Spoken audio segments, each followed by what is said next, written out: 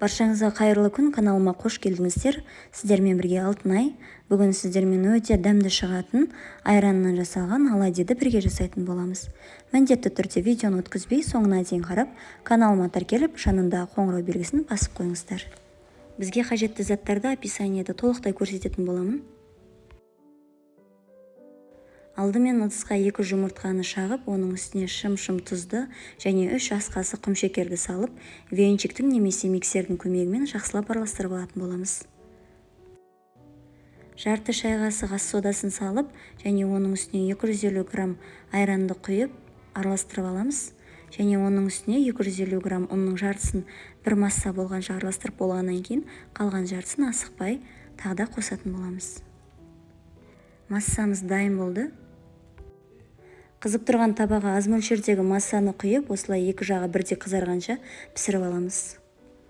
Дәл осы менің рецептімен жасасаңыздар өте дәмді шығады. Үйде бар ингредиенттермен ғана жасалынатын таңғы және кешкі асқа арналған десерт болып саналады. Рецептілер ұнаса, каналыма тіркеліп, лайк басып, комментарий қалдыра кетіңіздер және қасындағы қоңырау белгісін басып қойыңыздар.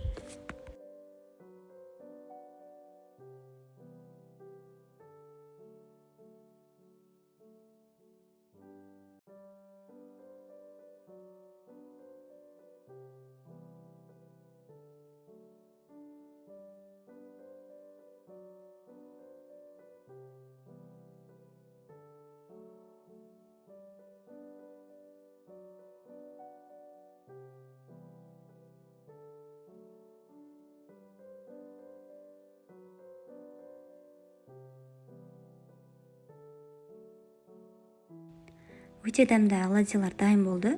Барлықтарыңызға ас болсын. Келесі кездескенше сау болыңыздар.